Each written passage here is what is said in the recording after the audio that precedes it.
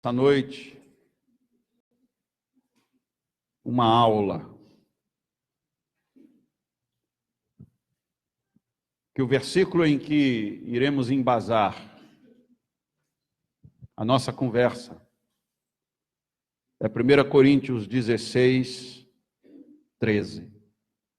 E nós podemos ler juntos, porque é um verso só. Lembre-se sempre, quando as Escrituras falarem de homens, ela pode estar se referindo a homem e mulher. Não significa macho exatamente. De maneira que nessa noite, então, o texto aqui de Paulo é para todos nós.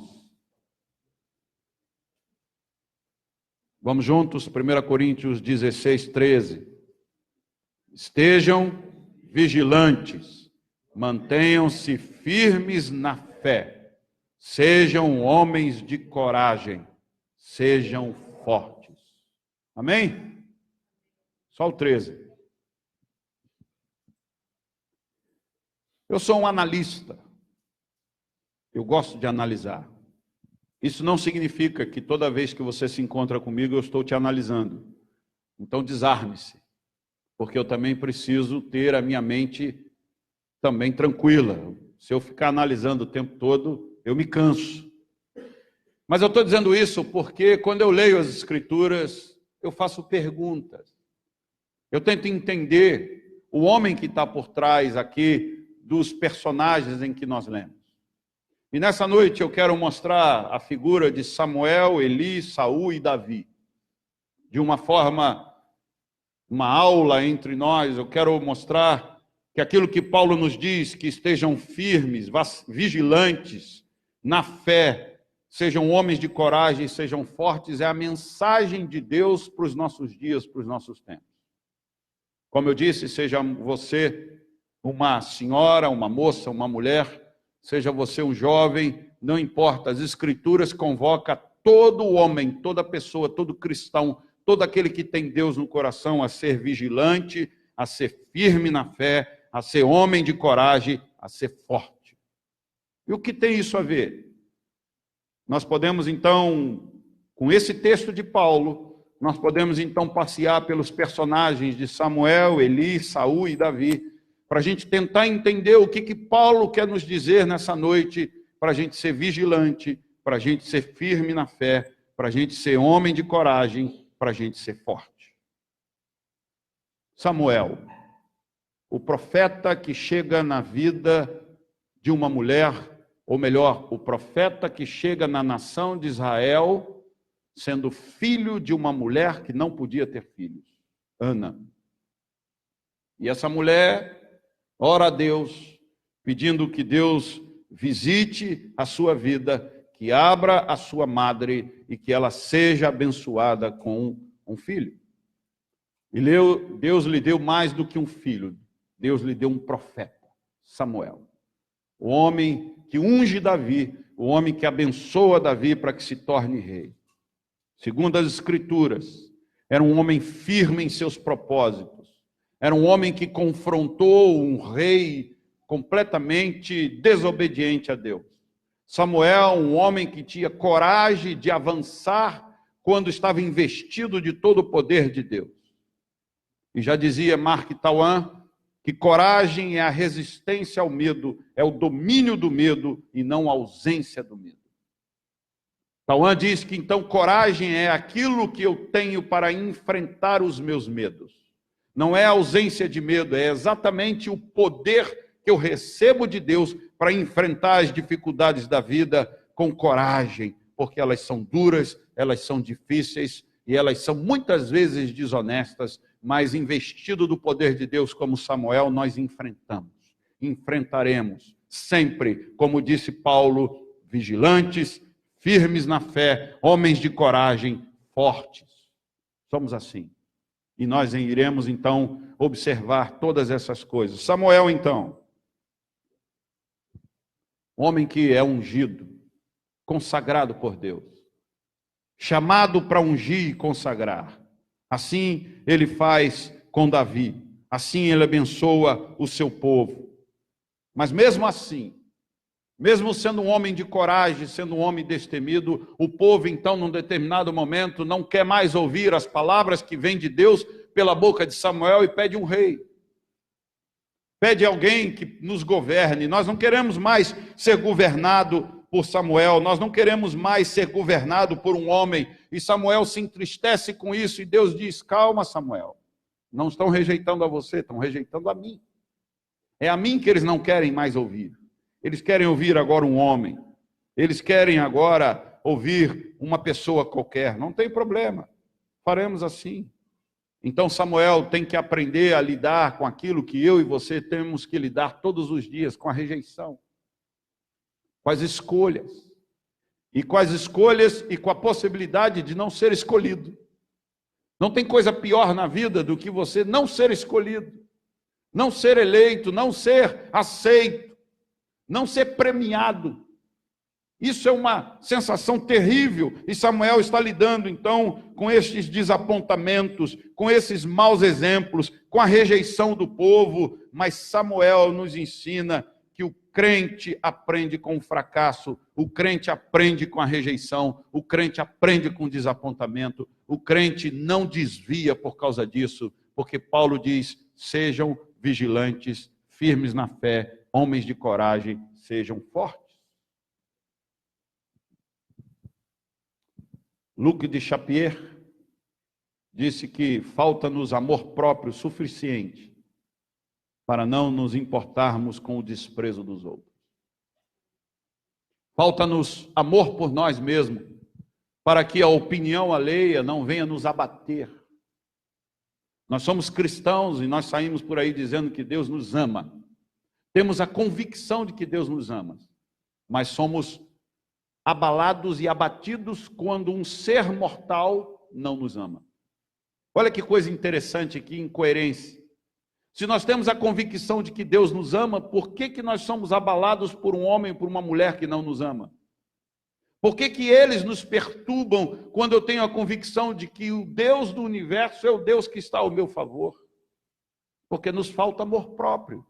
Porque nos falta acreditar que se Deus nos ama, por que eu não me amarei? Por que eu não serei alguém completamente amoroso para comigo mesmo? Alguém que cuide de mim, a não ser eu mesmo, cuidando de mim, da minha existência, do meu ser e das minhas convicções. Eu sei quem eu sou. E sei quem eu sou, tanto das minhas potencialidades, quanto das minhas fraquezas. As minhas potencialidades não podem me trazer arrogância, como as minhas fraquezas não podem me trazer medo. Vou repetir, as minhas potencialidades não podem me trazer arrogância, assim como as minhas fraquezas não podem me trazer medo. Eu sei quem eu sou. Samuel está agora diante desse grande desafio. Um filho amado, um filho que de fato é a promessa de Deus numa mulher que clama, numa mulher que ora. Torna-se um profeta rejeitado. E agora tem que lidar com a rejeição. Samuel, então, unge Saul, depois desse desprezo que ele sente na própria vida e no seu ministério, ele unge um homem, só que ele unge um homem como o povo quer, e a história nos mostra que ele é um homem errado. Ele não é exatamente o homem em que deveria ser o homem de Deus. 1 Samuel 15:30. Em Samuel, então, Saul mostra o quanto ele não é mais o homem segundo o coração de Deus. Nunca foi, nem o primeiro. Saul repetiu: pequei, agora honra-me perante as autoridades do meu povo e perante Israel. Volta comigo para que eu possa adorar o Senhor, o teu Deus. Samuel aqui com Saul tem que lidar agora com uma questão muito incômoda. É que Saul agora está interessado na figura de Samuel só para manter a sua imagem. Presta atenção comigo. Por isso que eu disse que é mais uma aula do que uma mensagem, uma pregação. Samuel, profeta, unge Saul, rei. Saul pisa na bola. E ao pisar na bola, quando Samuel chega, Saul diz assim: me empresta a tua imagem. fica comigo. Eu pequei, errei, pisei na bola, mas honra-me perante as autoridades do meu povo. Volta comigo agora lá para cima, para que eu possa adorar o Senhor, o teu Deus, e assim todo mundo perceber que o Senhor ainda continua comigo. Presta atenção, meus irmãos. Saul não estava interessado em agradar a Deus, Saul estava interessado em manter a sua imagem. E usa o profeta Samuel, assim quantos nos usam durante a vida. Pensa um pouquinho. As pessoas que convivem conosco estão interessadas em chegar perto de Deus através das nossas vidas, ou então estão interessadas em manter uma imagem perante toda uma comunidade, perante todo um povo. Quantas vezes nós abençoamos e fomos jogados para de canto? Quantas vezes nós fomos completamente bonzinhos e bondosos com uma pessoa e aquela pessoa nos rejeitou? Quantas vezes as pessoas se aproximam de nós apenas por interesses? E nós somos chamados a conduzir pessoas a Cristo. Todos nós que carregamos o nome do Senhor, fomos chamados a conduzir as pessoas a Cristo, a apresentar o Senhor a elas e a fazer com que elas sejam imitadores de nós, como nós somos imitadores de Cristo, já dizia o apóstolo Paulo. Samuel, então, aqui está vivendo um grande dilema, que é o dilema de Saul querer a sua imagem e não querer o Deus que acompanha Samuel. 1 Coríntios capítulo 4, verso 13, o apóstolo Paulo de novo nos traz um alento. Quando caluniados, respondemos amavelmente. Até agora nos tornamos a escória da terra, o lixo do mundo. Paulo está dizendo, não importa se você me vê como lixo, não importa se você me vê com desprezo, não importa se você apenas quer minha imagem, não importa o que você faça comigo, porque quando nós somos caluniados, nós responderemos amavelmente. É uma verdade para você isso? É uma verdade para você responder amavelmente para as pessoas que te desprezam, para as pessoas que te tratam mal, para as pessoas que te julgam, para as pessoas que querem apenas se aproveitar do que você tem, daquilo que você é, e não quer andar com você, assim como foi Saul com Samuel? Sabe do que nós precisamos para que nós possamos manter a nossa vida firme diante de uma situação de vida como essa? Aquilo que nós chamamos de resiliência. Não é resistência, é resiliência. Resiliência é a capacidade de resistir às questões controversas e adversas da vida com bom humor. Um homem, uma mulher resiliente é aquela pessoa que consegue resistir às adversidades da vida sem perder o brilho da vida. Você encontra muita gente resistente. Você encontra muita gente resistente na vida e você encontra a resistência da pessoa nas marcas que estão no seu rosto. Rosto muito enrugado, rosto completamente entristecido, e a pessoa diz, e graças a Deus cheguei até aqui. Obviamente é uma pessoa resistente porque conseguiu chegar. Mas o resiliente, ele chega também, mas com o brilho no rosto, com a alegria nos olhos, porque ele resistiu às adversidades da vida com bom humor. Essa é a diferença do resistente para o resiliente. Resistente muitos são, resilientes são poucos. São aqueles que encaram as adversidades com alegria, sabendo que o Senhor é Senhor de todas as coisas. Por isso que Deus disse para Samuel, Samuel, fica tranquilo. A parada é comigo, a parada não é contigo. O problema é comigo, não é com você. Siga adiante, siga no seu propósito, no seu ministério, siga naquilo que você quer, siga naquilo que eu chamei você. Você continuará sendo o meu ungido, você continuará sendo o meu profeta. Vamos adiante. Agora, irmãos, presta atenção. Samuel segue adiante. Mas tem uma coisa que Samuel nos ensina e que eu e você precisamos aprender. O problema não é subir, o problema é descer. O problema não é começar, o problema é terminar. Quanta gente começa bem e termina mal? Você sabe o que os alpinistas que sobem ao Everest dizem? que subir é uma grande alegria, é uma grande ansiedade, é um grande propósito, é um grande desafio, é uma grande dificuldade, mas descer é o maior problema.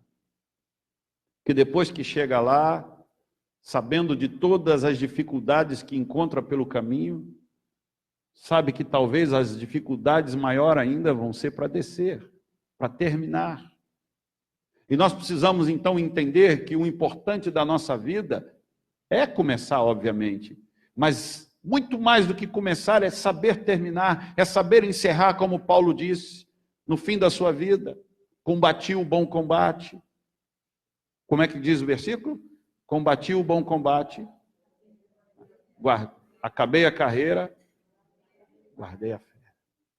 Sabe o que alguns dizem? Combati o mau combate, saí na carreira e perdi a fé.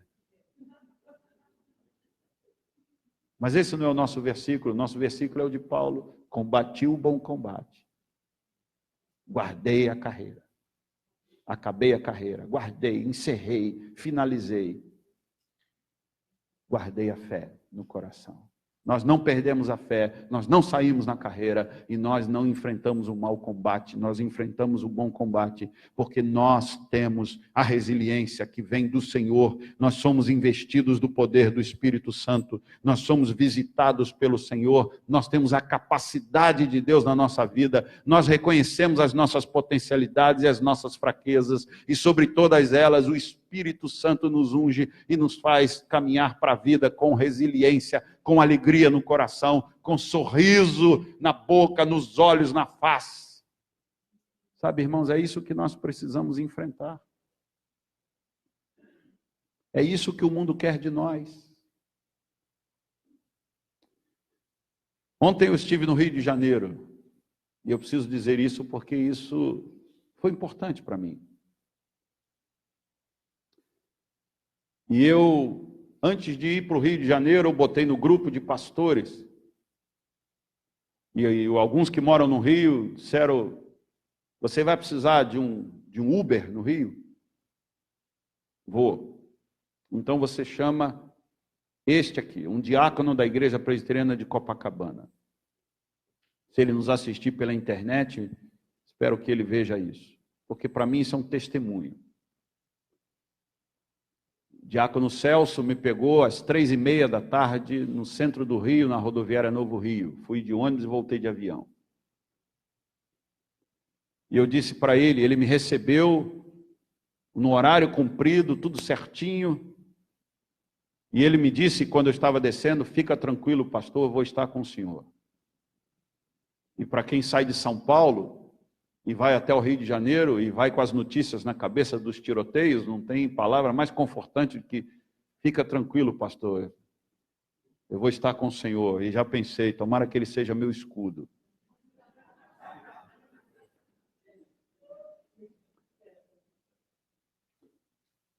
E no horário combinado, lá estava o diácono Celso. Trabalha com isso, trabalha pelas madrugadas, trabalho o dia inteiro, e eu não sei como alguém pode manter um sorriso no rosto como ele manteve o tempo todo dentro de um carro, no trânsito, no meio de um tiroteio, numa cidade como está o Rio de Janeiro. E ele me recebeu com um sorriso aberto, largo, um homem extremamente contagiante, animado, e foi me contando histórias, e foi me contando a vida, e foi me contando os dilemas, e foi me contando as provações, e foi me contando as dificuldades. Até que eu faço uma pergunta para ele, muito interessante, quando eu vejo uma blitz, que é todo dia no Rio de Janeiro, eu disse para ele, Celso, meu irmão, eu tenho dó desses policiais do Rio de Janeiro, o que você me fala sobre eles? Ah, pastor, não faz essa pergunta não. Todo carioca quer que esses polícias morram. E ele me contou um dilema que ele enfrentou com um policial numa blitz por causa de um selo na placa do carro. Sabe aquele selinho que tem na placa do carro? Na placa de todo automóvel tem um selo, tem tipo um cadeadinho de plástico, um lacre. E o lacre dele estava um pouco solto, sol e chuva naquilo, vai deteriorando, é plástico. O carro dele foi rebocado, teve que pagar um monte de coisa, e e o policial não deu guarida, não disse, tudo bem, então vai lá e troca o lacre, resolva isso e tal. Não, enfim. Tudo ele me contou, ele foi me contando essa história, foi me contando uma semana parada, me contando uma semana de enfrentamento no Detran, um enfrentamento de documentação, pagou o boleto errado, teve que voltar e pagar outro, porque eles... Olha, uma complicação. E vocês não têm ideia o quanto o Rio de Janeiro é complexo, é maldoso, é maligno, é impressionante. E quando ele me contava essa história, eu me angustiava, eu ficava, mas como pode viver numa cidade dessa? E eu fui me angustiando, e quando eu olhava para ele estava contando com riso nos olhos, dando gargalhada, como pode viver assim? E ele conduzia o carro com uma leveza, tranquilo, e me levava, se fosse eu já estava mordendo marimbondo. Já sabe gente que morde marimbondo? E por muito pouco a gente se irrita. Com muito pouco aqui em São Paulo, a gente vende a nossa alma para a amargura.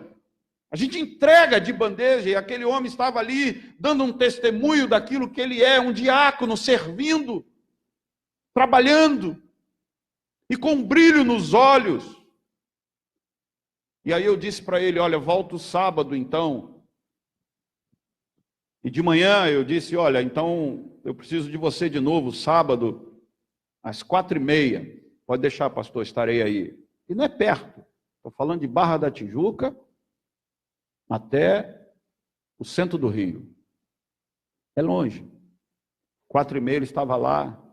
Cheguei, pastor, mandou uma mensagem. Eu disse, estou terminando a aula, estou terminando aqui a palestra. Já vou sair às 5, meia hora. Eu disse, meu irmão, me perdoe essa meia hora de atraso. Fica tranquilo, pastor. Eu disse que ia lhe servir, estou lhe servindo. Sorriso de novo nos olhos. Fala para mim, quando uma pessoa serve você, quando está ao seu lado com um brilho nos olhos, não te traz um conforto, não te traz uma alegria, não te traz uma leveza. E quando uma pessoa está com você te servindo, com cara carrancuda, com a cara amarrada, não te traz um incômodo, não te traz um peso, não te traz uma coisa ruim. Não é assim? O que você prefere, o carrancudo ou o leve? O leve? Então seja leve também. Seja aquilo que você quer que os outros sejam com você, já dizia o nosso mestre Jesus, façam com os outros o que você gostaria que fizesse com você. Então seja leve, seja amável, seja querido. Olha, não preciso te dizer que toda vez que for ao Rio de Janeiro e depender de um homem para me conduzir, será o diácono Celso. Porque esse me conduziu com alegria, e foi bênção na minha vida, e eu queria dizer para você, seja bênção na vida daqueles que estão perto de você, naqueles que Deus enviou para você, seja bênção. E ao chegar no Rio, ele disse, pastor, desculpa, nós vamos ter que fazer o caminho mais longo, caminho mais de trânsito, porque eu procurei me informar por conta da sua segurança. E para lhe deixar mais rápido na Barra da Tijuca, a gente iria pela linha amarela. Mas eu contatei os amigos aqui, os amigos disseram que a linha amarela está fechada por conta de um tiroteio. Então, sou seguro as pontas que nós vamos pegar trânsito, nós vamos para um lugar mais complicado. Ele podia simplesmente ir pelo caminho mais rápido, pelo caminho mais fácil, e que se vira aí as balas perdidas. Mas ele foi alguém preocupado. O outro homem que a Bíblia destaca para nós como é um homem de Deus, você sabe o nome dele. Qual é o homem que a Bíblia diz que era um homem segundo o coração de Deus? Davi. Todo mundo sabe, né? Todo mundo sabe. Davi fazia a vontade de Deus. Saul tinha sua própria agenda, mas Davi tinha a agenda de Deus. Saul queria ser reconhecido pelos homens, Davi queria ser amado por Deus. Essa é a diferença. Saul queria ser alguém prestigiado pelo profeta. Davi queria ser um homem do qual Deus gosta do seu coração. Mas Davi também comete as suas bobagens.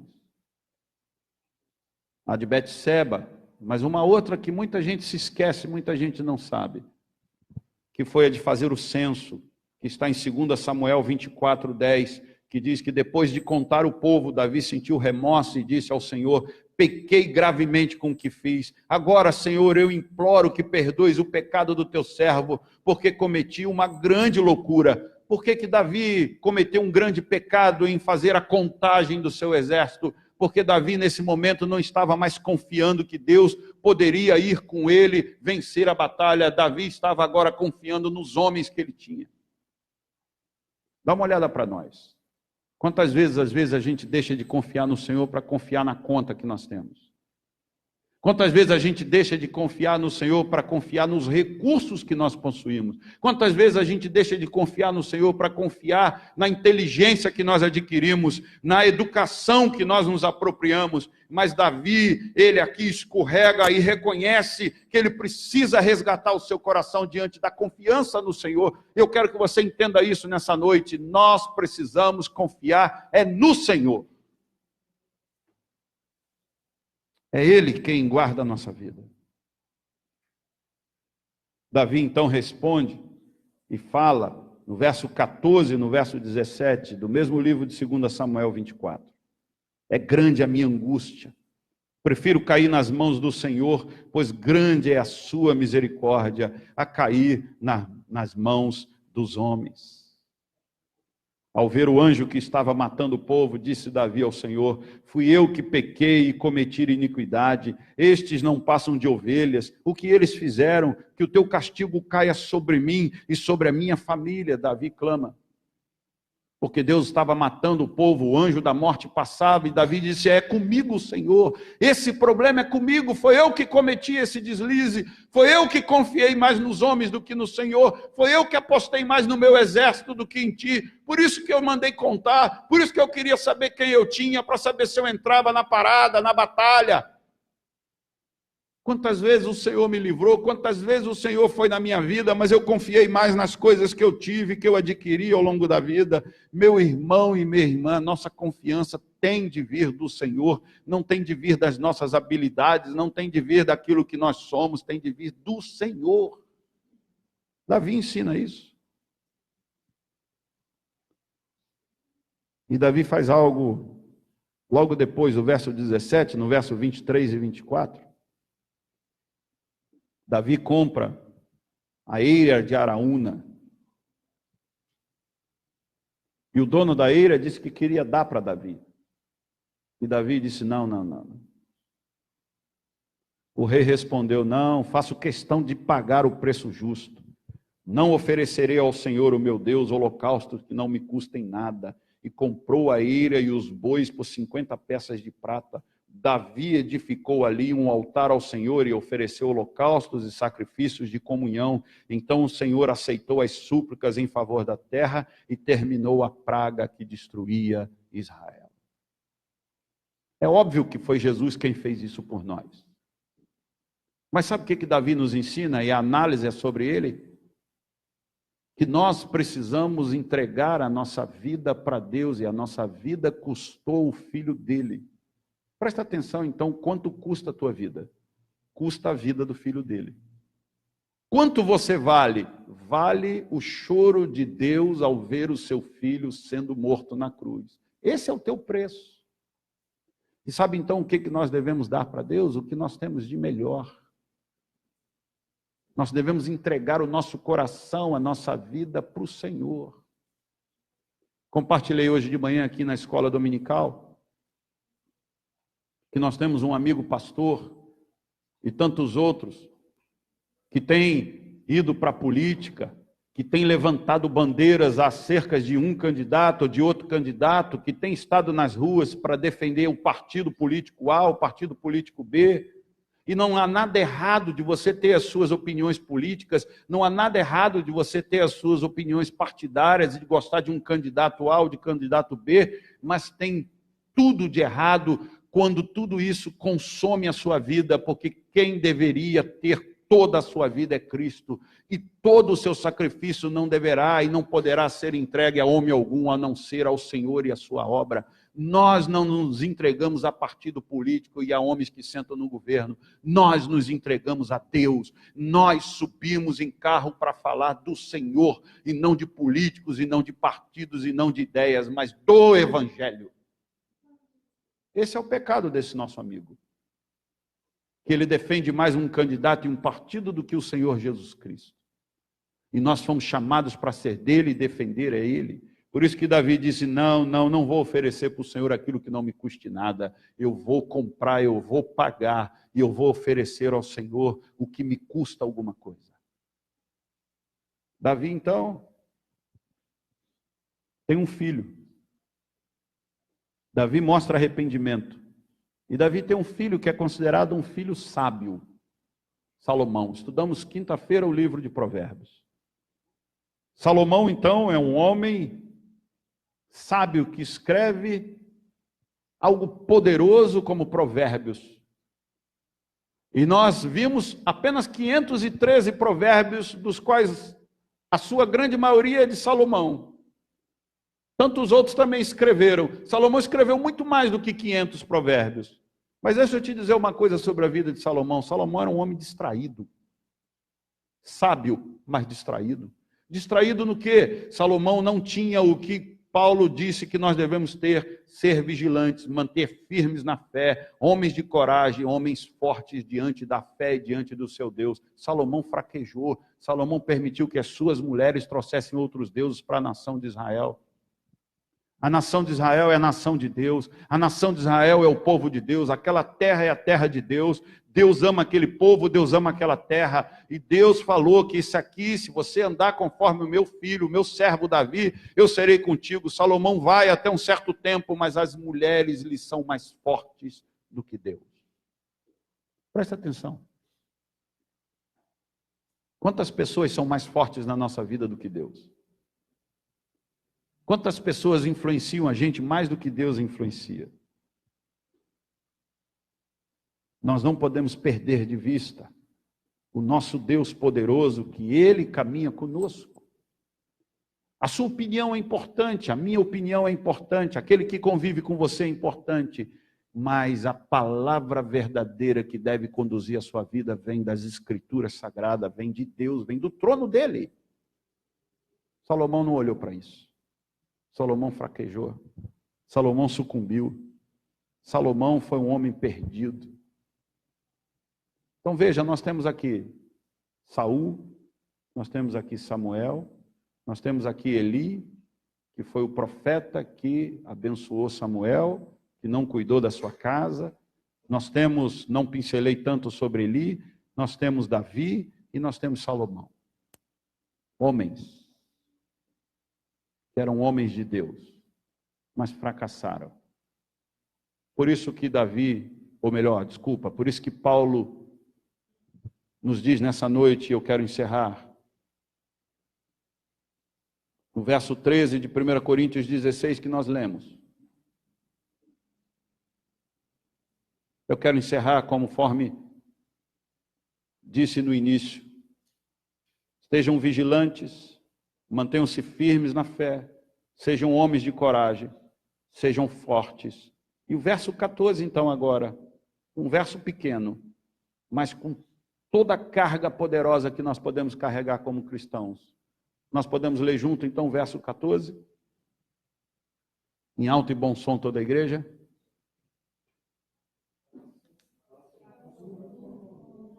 Vou lá, vou contar de 1 até 3 para todo mundo ler junto. 1, 2, 3. Façam tudo com amor.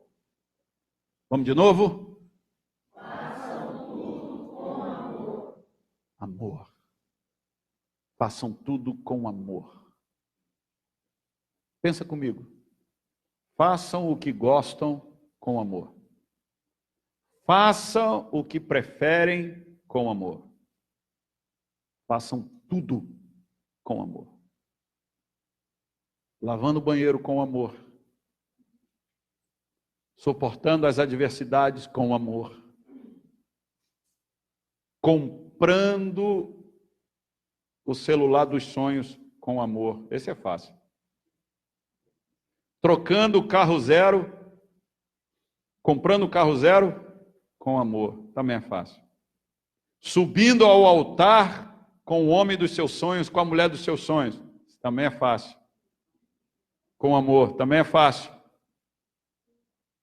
Fazendo o enterro da pessoa que você ama com amor. Esse é difícil. Suportando as adversidades da vida com amor. Isso é difícil. Enfrentando uma segunda-feira difícil com amor. Isso é difícil. Levantando às 5 horas da manhã para sair de casa com amor. Isso é difícil. Mas olhe bem a palavra. É difícil, não é impossível. Porque Paulo pede de nós aquilo que ele sabe que nós podemos fazer, porque Paulo fala para um grupo de pessoas que tem o Espírito Santo. E eu quero terminar com uma frase de Marcel Joandeu. O coração tem as suas prisões, que a inteligência não abre. Sabe o que isso significa? Que o coração é escravizado por coisas que a intelectualidade não resolve. E se é verdade que Marcel Joandeu disse que o coração tem as suas prisões que a inteligência não abre, então o único que pode abrir o nosso coração é o poder do Espírito Santo e não a nossa intelectualidade. É as Escrituras sagradas e não nossas convicções intelectuais. Eu quero então convidar você a ficar de pé, para que nós possamos agora orar e cantar ao Senhor um cântico de adoração.